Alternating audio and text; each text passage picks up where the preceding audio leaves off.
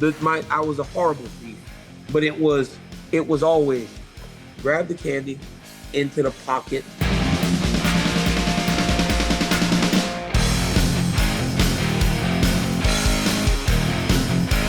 What's happening, guys? Welcome to Good Guy, Bad Guy. I'm Chael. He's Daniel, partner. I got to tell you something. I know I gave you a fun fact to start the show earlier in the week, but I got another one for you. Are you ready? Tell me. Joshua Van is still the champion of the world. He's still the champion. They can't take that from him. Once you make it, they can't take it, baby. Burt Watson. He'll never take it away from him. It will always be the champion of the world. And honestly, he should not feel bad about it. I mean, he should not feel bad about it, Chael. Like you said, if John Jones would have never got that toe back in place, or if they wouldn't have saw it, if they'd have saw it faster, you would have been like, yo, I'm the world champion. For sure. I don't care what you say. Josh Van got it done with a broken shoulder. But Chael, before we get to that, hey, Rob obviously got beat last weekend.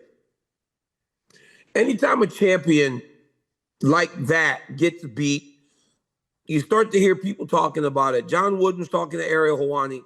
He said that he felt like he was living a nightmare after Merab getting beaten the way that he did. But what I was more interested in was Aljamain Sterling came out and said, one, he felt like Merab, the activity was a lot. Maybe that was too much, I think. And then he also said Merab didn't get the warm-up that he wanted. He said they were thinking to themselves, as soon as Brandon Moreno's fight was over, they would start to warm up. They'll start getting ready. But then the Joshua Van Pantoja fight went as it went. And so they ended up going much sooner than they expected to. Chael, many people will say it's just an excuse. But Chael, you don't get to warm up the correct way before a fight. It has all kinds of impact, not only physically, but emotionally. Daniel, I fully agree. I mean, in the world of excuse making, this one's going to go right over people's head, and they're really not going to understand. So maybe you and I that have been in the locker room can try to illustrate this, but it's a big deal. You will visualize a fight every night from the day you sign that contract. Every meal that you have, you're wondering what your opponent's eating. Every practice you're at, you're wondering how hard is he trained. But you're thinking about that night. You're thinking about Bruce Buffer. You're thinking about that walkout song. You're thinking about the crowd maybe cheering you, maybe booing you. I only share for you, when that gets disrupted, at the last second, it starts to weigh on you. Now, whether it should or not can be another conversation. I'm just speaking to the reality that it does. And if I can offer you this, in the sport of boxing, Mike Tyson specifically would put in his contract the time that he would leave the locker room. And it was a big deal. Sometimes you'd be watching a boxing event, the co-main event gets over, and you go, are they going to bring this main event out? And these announcers are up there, they're killing time, they're doing a podcast. What a lot of people don't know is the champion many times will put in his contract when he leaves the locker room just for this very reason. So that if anything happens, he does not get rushed. I know in our sport, you got to deal with it, but I don't look at this as an excuse. I thought it was an insight. When Aljo gave this to us, I looked at it as an insight. I thought it was very compelling, frankly. Absolutely. And Chael, honestly, that's why if I would rather be earlier than not, to make sure that I got the warm-up in. Now, Merab had fought 3 times that year already, so things had gone according to plan. But it's the unknown that generally will knock you back when you're a guy that's a dominant champion like Merab was. But I would go early. So I would sometimes warm up at the second fight on the main card, because by the time you're done, that third fight's done, they're going to start walking the co-main event. And if you remember, when we were fighting, generally it weren't 2 title fights. It was like your title fight and a fight before in the co-main event that wasn't 5 rounds. So you didn't have to stay warm as long, but you would have to just kind of stay up and moving so that the sweat never stopped. But you didn't have to go from dry to immediately sweating to walk. You just need more time. And you need time to get yourself exhausted, blow out the lungs, and then recover. While you're waiting, let your heart rate settle. You don't know if Merab did a really hard warm up and then the heart rate's too elevated when you go in the octagon, that's something different. You got to get that warm up. It's just time. You know what I don't understand though is, and maybe it's because he won, but we heard none of that from the Yan side but honestly, he would have gone sooner than Merab had to go because he walked first. So he would have had less time.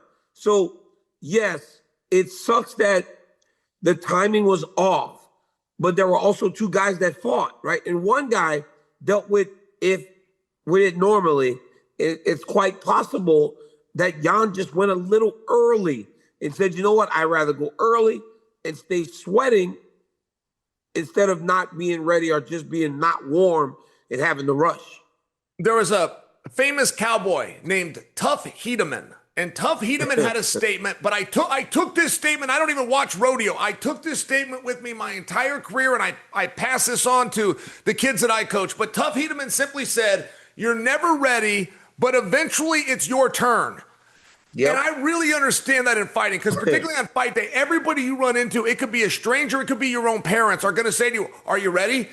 And you just say yes. You just get in the habit of saying yes. But the truth is, you're never ready. Eventually, my music's going to hit. When my music hits, I hope I know where my mouthpiece is, because I'm walking to that cage. And whatever happens, happens. And that really is a code that Aljo and Merab live by. These guys got caught off guard.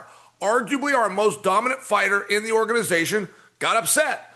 That's just what happened. And it's your job to try to figure out why. And excuses and reasons get very close, but it's very important that you have one. If you're trying to rebuild yourself and pick yourself back up, you got to be careful what you let in your bubble. And if you got to hang my hat on, I wasn't warmed up properly, great, because that's something next time you can fix. There are certain things, even if they're lies, you got to tell yourself and you got to believe them. Yeah, because Chael, the one thing that Team Merab is doing right now is trying to figure out how he lost to him after beating him in the way that he did. And it's hard to accept that he was just better, because he wasn't just better by a little bit. It looked like he was just better. And if they fought again, most people would favor Petr Yan after watching what they watched. So what was the thing that made it to where he closed the gap that much in a couple of years, right? It sounded like Yan was making excuses going into the fight. First fight, Aljo was the champ. I figured I just had to beat his friend to get back to Aljo and get a title fight. I overlooked him. Everybody said, all right, well, that's an excuse. Yan said, well, my right hand was messed up. I didn't really throw it the whole time. Well, you're just making excuses. It feels like now he was telling us more truths than we may have wanted to believe, because in that fight, he looked just like the better fighter. So Merab has to find a way to understand why that guy closed the gap on him the way that he did. But yeah, I do agree. Warm-ups is so important. And don't take it as an excuse. Take it as a truth, especially young fighters. Chael, you're never ready. You just have to go and fight. It's your turn. Are you ready? And by the end of it, Chael, when I was not just the young guy that was trying to prove that I'm tough for MMA, and I was an old grizzled veteran starting to show some gray in the beard, I would say, I better be. Because, I mean, what other choice do I have? Like, either, are you ready? And it's 1,000 people on Saturday, right, Chael? Every person that visits your room, you ready?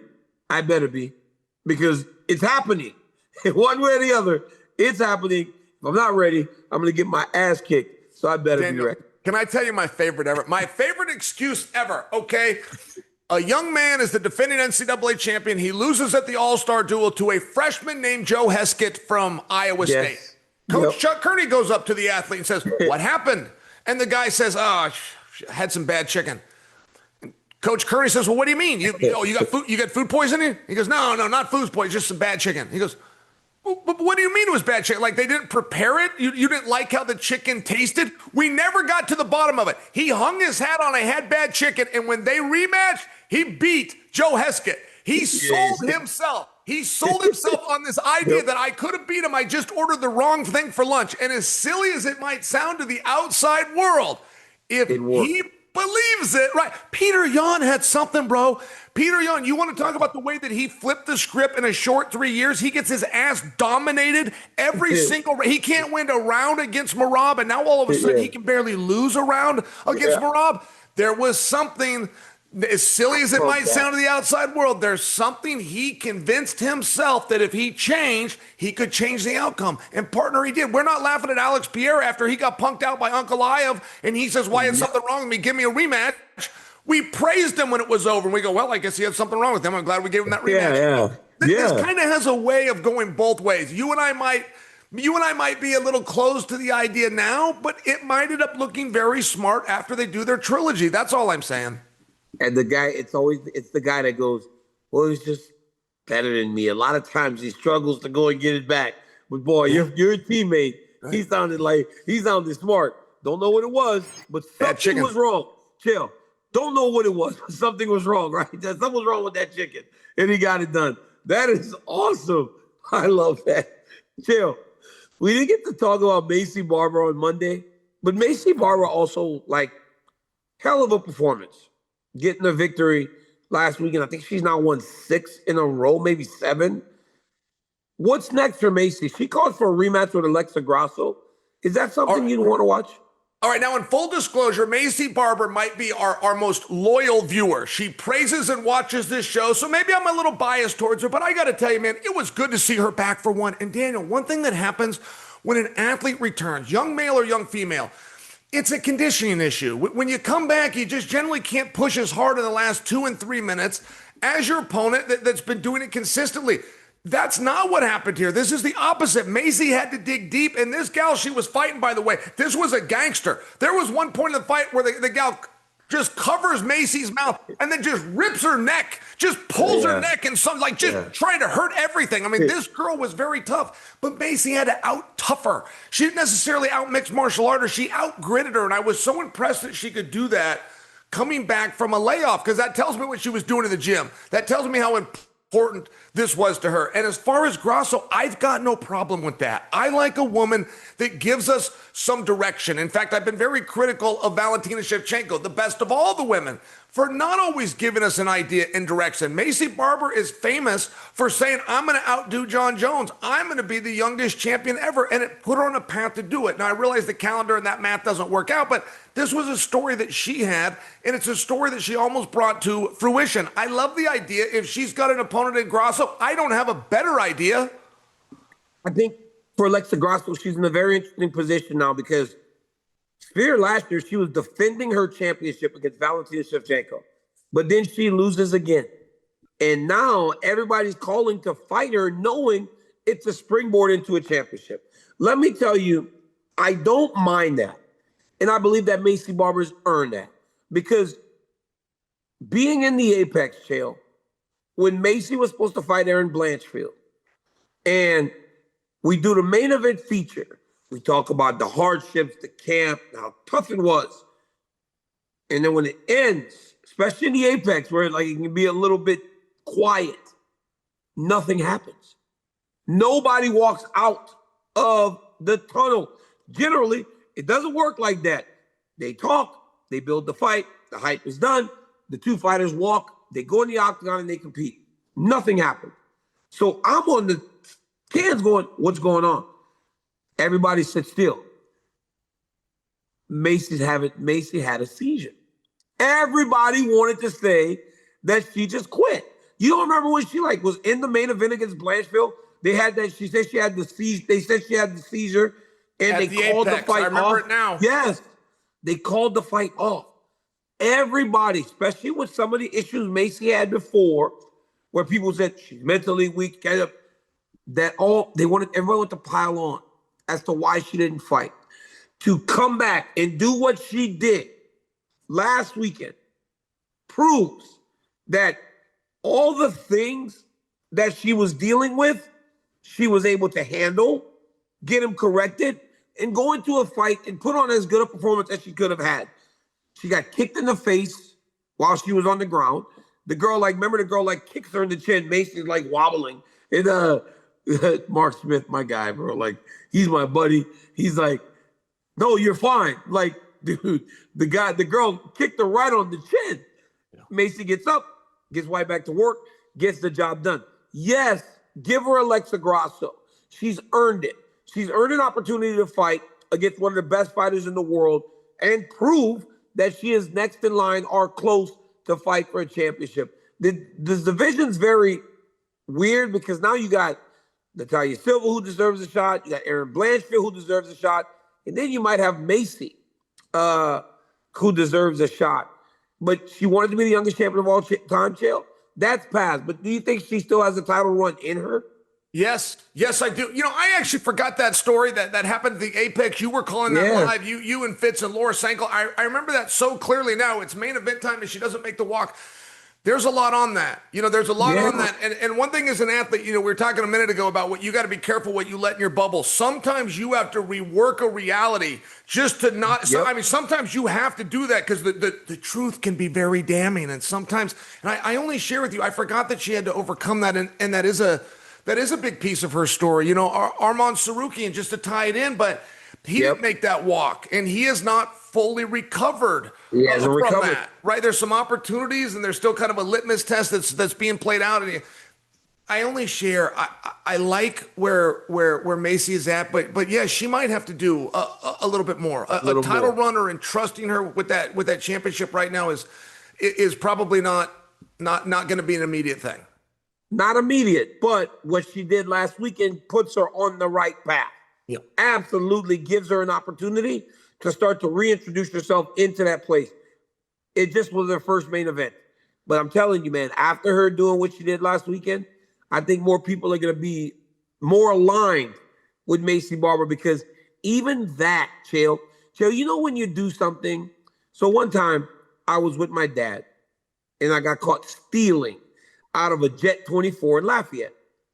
The guy caught me. I know Chael's bad. I was stealing candy going out to summer school. The cashier told me if I ever went into that store again, he was calling the police. Chael, my biggest fear has always been going to jail. I was afraid of juvenile hall, right? Because I was so bad. One time, about a week later, my father went to that same gas station and told me to go put $10 gas. Gas was $1 a gallon at the time. And bro, for the first time, I was just in direct disobedience of my dad. Nothing he could do could make me go into that store. He threatened to whip me. He threatened to beat me. And I sat in the side of his truck and just refused because I didn't want to show my face in that place again. I was afraid of the consequences, but I was afraid to show my face. I imagine that's how Macy felt. You don't want to go back in front of those people that all judged you. You don't want to do that. That's a hard step in itself. I remember the first time I went back in the Jet 24, I prayed that it wasn't the same cashier. It was. The guy had forgotten me because I wasn't the only kid stealing in there. Many were. But in my mind, it was only me, right? So it was hard for me to take that step. When I eventually went, guy forgot. I never stole again, but it is what it is. Now that she's made that step, she's going out there, she's competed. Now every next step is going to be a lot easier because that's a mental challenge to even go back and fight again after what happened. Okay, Daniel, please, if we may just back up a moment. So when you take the candy and the guy tells you your band don't come back, you guys make your arrangement. Did he not tell your father? Did he whisper this to you or did you put the candy back? No. My dad was out at the gas pump. You remember we always ran into the store and paid while our dads gas. So it was just me and him. The guy never said nothing. My dad was outside. I guess he didn't want to walk outside. Imagine so if the cashier worked it out with you. Here's how we're going to handle this. You young men are never coming back. You're done. You're banned. You're banned. It's the closest door to the house too, Chael. Did you have the candy in your pocket or did you and eat it right there in the store? Just so I know the story. I was a horrible thief, but it was always grab the candy into the pocket, but not even like so. aisle, back of the drink case. Grab the candy, walk behind the aisle where there's a section between the case in the store, the drinks where you can't see, and put the candy in your pocket, walk back. Never realizing as a 10-year-old that the cashier sees you walk back there with no candy, you come back with no candy in the hand. And that's how they got me. He said, what you got in your pocket? Heart dropped. Scariest moment of my life, Chael. Oh, yeah. No, I don't know what I'd do in your spot. I mean, I'd be looking for a hat. Maybe I could put a hat on. Maybe you go in there. Maybe you give a really friendly. I'm with you. I'd have stayed in the car. Yeah, the jail wouldn't have been worth it. I was willing to take that butt whipping, dude. I was like, yo, my dad's just going to have to beat me because I'm not going in there. I ain't going to jail. Jail. We got to move on. Champions. Dude, this has been an interesting year for champions. I don't know if we've ever had a year like this in the history of the UFC. Every year, we have these, you guys do, we do year-end show. I bet this year at the year-end show, you spoke about the champions going into the year and how many will be champions at the end of next year. That's just a thing that we do as analysts. But this year, we were all wrong because every male champion that started the year as the undisputed champ no longer holds the title. Now, there are some weird ones. Jones left and he retired. Islam went up a weight class. Ilya went up a weight class. But they started as champion in different weight classes. Those champions are gone. For the first time, we have no male champions who started the year as champ that are still the champion in those weight classes. It's crazy, right?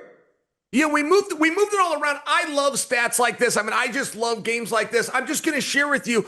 Pierre started the year as champion, lost his belt, but reclaimed it, I think. So I'm looking to punch a hole in this. No. Alex lost last year in T-Mobile in like November or October. It was last year that he had Ankalaev. Lost last year. Yeah, he lost last year to Ankalaev in the second to last Vegas card. Yeah, where's the time go? All right. Yeah. I want to punch a hole in that stat, and then I'm just thinking out loud. But you've also got Aspinall. Now, he technically, because he was elevated from interim champion, undisputed champion, that's a really incredible thing. But, Daniel, I got to tell you, it is not news that we play musical chairs with those championships. I mean, Dana White made a brand promise in 2005 that the best will fight the best. And he never comes off it. We saw it at Spear. He took his biggest star, Sean O'Malley, and put him against Merab, which you and I knew was the absolute worst matchup if you want to keep the belt around O'Malley. He did the same thing with Pierre. His next biggest star is Pierre. He puts him with Ankalaev, which we all knew. That's no protection of Pierre, but they don't protect in the UFC. The best will fight the best. I mean, if you want to talk about something that has been a consistent brand promise throughout all sports leagues, it's that commitment made by Dana White. And in that fairness, look, you're not going to go 400-0. You're not going to go 30-0. You're just not going to do it. It's too hard. It's just too hard of a sport. It's too hard of a game to play and stay on type. A perfect night after night. Doesn't happen. Especially when we've had a year of active champions. That's where it's been good, right? Like, these guys have fought. Ilya fought. Islam fought twice. Like, Merab fought 3 times, 4 times. Pantoja fought 3 times. Like, they fought this year. And when you are active, at times you can get beat, and that's just what it is. But that leads me to this question. Does the sport prefer long-reigning dominant champions, or do they prefer this musical chairs? Like, what's best? What do you think? Is this good for the sport that we're starting another year with all champions? What a fascinating subject. I want to remind you of a year called 2012, and there was a suitor for the UFC by the name of Vincent K. McMahon. And Vince McMahon was interested in purchasing the UFC for $1 billion because his son Shane told him it was a good idea. Vince took a look at it. And Vince told Shane and the rest of the world, I'm going to pass because you cannot build a star if you can't control the outcome. Now, at that point in time, there was nobody that had sold more tickets than Vince McMahon. That was the world's premier promoter. And I'm only sharing with you, it turned out not to be true. It turned out you can move that belt around. You can have different champions. You can have different photo shoots. And this guy's got the belt today and he doesn't have it tomorrow. And he's trying to get it. Now he's working down the card. And now he's trying to come back. I would not have predicted. In 2012, I sided with Vince. Now, it was an experiment nobody actually knew, but what Vince was saying made a lot of sense to me. I thought that that was going to turn out to be the case, but Daniel, it's not. Business is booming over here. Fans love the opportunity. The brand promise that the best fight the best no matter what is not something we thought Dana White could uphold, but he did. And yes, is it good for? Sure it is. It was crazy, man. It's crazy how many guys have lost that belt. There were some long reigning champs, but I think refreshing is nice. I don't know that many are going to be losing the belt this year because it seems like we have some real champions that can stay. But hell, I would have said that last year, man. I mean, we also saw Cyril Gane fight Tom Aspinall. It looked like he was about to win at least that first round. We saw Petr Yan flip a result from 2 years ago where you thought Merab may never lose again. This sport is the best, bro. It really is the best sport, and it just keeps delivering on a level that we could never have imagined. And I would imagine that if the belts keep passing around, it's going to mean that we are going to get used to the new reality as we got used to the reality of guys defending the belt a million times, guys not defending the belt. It's awesome. It's a great sport. If my father would have wanted $10 in gas, he would have then handed me a $5 and said, get yourself something and grab something for your sister too. No. I mean, in fairness, your father kind of tempted you, okay? He sent a kid into the store. He knows there's rows of candy. He knows you're a little light, right? You could have got 9 gallons and then had a buck to pocket for yourself. He probably never would have figured that out. I'm just saying there's enough blame to go around. I feel that your punishment was adequate. I feel that the guy's saying, listen, put a little distance between you and the shelves. I think that's fair. I don't think you're a criminal, DC. You're just a kid that was hungry, that got faced with a temptation. Could my dad have given me just a little bit of relief, like $1? I can get a fudge round. A couple of quarters. Hey, for $1, I could have got a fudge round in a big pop soda, and I'd have been good for the whole afternoon. But instead, he goes spend all of the money on the gas. It's for some reason, can I guess what you took? For some reason, I think that you took a Charleston Chew. Damn, that's the worst candy ever, bro. Ever. It's the worst. Why did they sell that? I despise them. I don't even know how they got made, but that's what I think you took. And now I'm seeing that I'm wrong. Do you remember something called a Bar None? Yes, terrible candy. You know, hey. They quit making them. Here's the candy that people think is terrible. I'm a fan of. I love the Milky Way. Yeah. I love the Milky Way. I love the Milky Way. People go, it's disgusting. It's a great candy. It's an old man's candy. It's largely a Snickers. It's largely like Snickers without the peanuts. A Milky Way is a great candy. I agree. The Milky Way is a great candy, Chael. For a poor kid. It might have been Star. It might have been what was the Star? What is it? Starburst. Starburst. Yeah. Yeah. That's what I was feeling. But yeah, to a poor kid, Chael, the Milky Way is like the filet mignon of candy, because if not, hey, a lot of times you're getting Charleston Chew. You're getting Charleston Chew and Tootsie Rolls. So when you get your hand on a Milky Way, that's the real deal. Chill. The last fight card on the ESPN, in the ESPN UFC partnership is going to be the Stu Scott Fight Like Hell night. Beautiful night, man. The final fight night, 2025, it takes place Saturday. It is 7th annual Stu Scott Fight Like Hell night. Guys, Stu is an ambassador of the sport well before it was mainstream. Chill. This excerpt was from his recently released 30 for 30 showcase, and it showed his love for the sport of MMA. You guys take a look. Get out of his treatment, he'd hit a golf ball. He would come to my gym. We'd do everything from weights to hitting pads.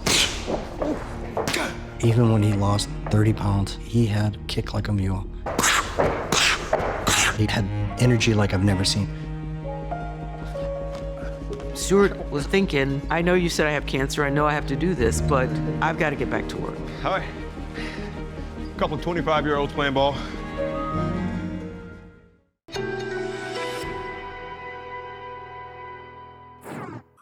Chael, Stu Scott, I remember I met him one time. I saw him twice, met him once.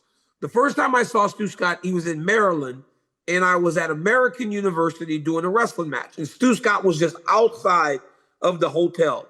And I was like, oh my God, that's Stu Scott. But I was so nervous to introduce myself that I just let it pass because I was scared. Because I didn't have the greatest interaction with celebrities. But this was a sports broadcaster. And he had become so big that I reacted to him as if I had just saw Michael Jordan or someone outside of a hotel. I was that excited to meet Stu Scott. He was huge in the sports world and even bigger when I realized how big of a fan he was of mixed martial arts. Yeah, I had a chance to meet him one time as well. I was the new guy on campus at ESPN. MMA was barely welcomed on campus at the time. We were just in a stairwell. He came up and he said hello. And I wasn't a huge sports guy, but he was just such a charismatic and nice man. And Stu Scott, just for that time frame, would be like if Stephen A. came up and acknowledged you now on campus. If it's your first day and you're the new kid and don't know anybody, and you can get that guy to throw an arm around you, it's kind of a big deal. And I just found that he was a very sweet and nice man. And it wasn't long after that he got sick and some of these stories came out. And then the way the story goes, Daniel, is that the time that I met him, he would have been sick. He hid that for a while. He was gritting that out and toughing that out, going and doing his job. I mean, that's one really big part of the Stu Scott story is he never told anybody. I've even thought to myself, if I ever end up in a situation like Stu, I'm going to do it like Stu. And there'll be a day that I'm just not here anymore. But I'm not going to come and say goodbye either. That might sound like I'm overstepping for a guy that met him one time, but I met him one time and he made an impression on me, and that's my story. That's insane. Yeah, I just remember seeing him get sick, never running away from the camera, fighting through, right? I would see him hitting pads. I would see him working as he was fighting the battle for his life. I will tell you that Stuart Scott, Chris Berman, Scott Van Pelt, those guys, all those guys that were back on ESPN and SportsCenter during that time, they made this channel, bro. They made ESPN as big as it is because the talent elevated the network as the network elevated the talent. And from the booyah to the cool as the other side of the pillow to just introducing hip hop culture to sports for a kid like me is why Stuart Scott was like must watch. Dun, dun, dun, dun, dun, dun. I would run when I would hear that start on my TV because I knew that it was going to be fun to watch those guys do their thing. But this weekend, we run the 7th edition of the Stuart Scott Fight Like Hell Fight Night. And the main event is going to be Brandon Royval versus Manel Kape. Both of those guys are tremendous fighters. Obviously, Royval had a Fight of the Year performance against the new champion, Joshua Van. And Manel has long been one of the best fighters in the world. Can either of those guys fight like hell and fight so good that they can't be denied? And they may jump. The kid. Who's the I can't remember the Japanese kid that fought last weekend that is supposed to fight for the belt next. Maybe they could jump him and fight for the title next. Nobody knows. That's the thing about it. And we're not going to tell anybody. We'll tell them his name. His parents haven't given him a name, is what the way I understand it. That's Zero Tyrant. Maybe. Yeah, it could be. Maybe. So, but here's the deal. Here's the thing about his parents never gave him a name. I'm a genius. That's just right. That's just. I think I stole that from Will Ferrell, but that's just a brilliant line. Okay.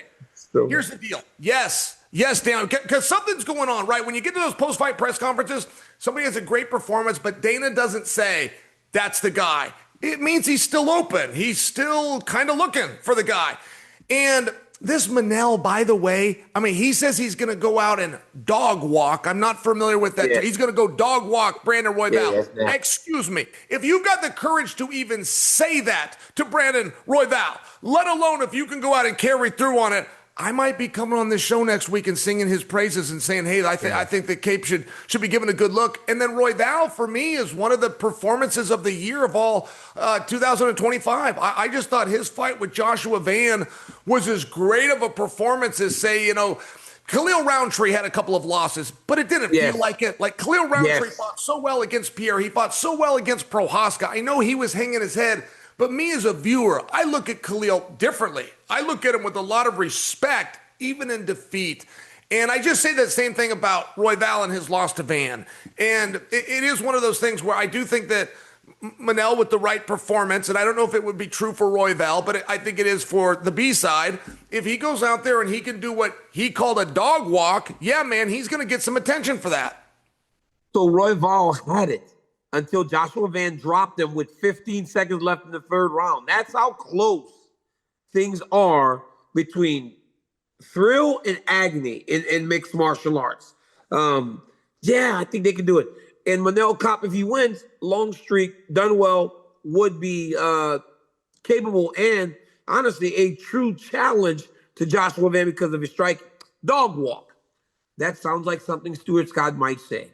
So, seriously, because it's a cool thing that is in our dictionary, Chael, the urban dictionary.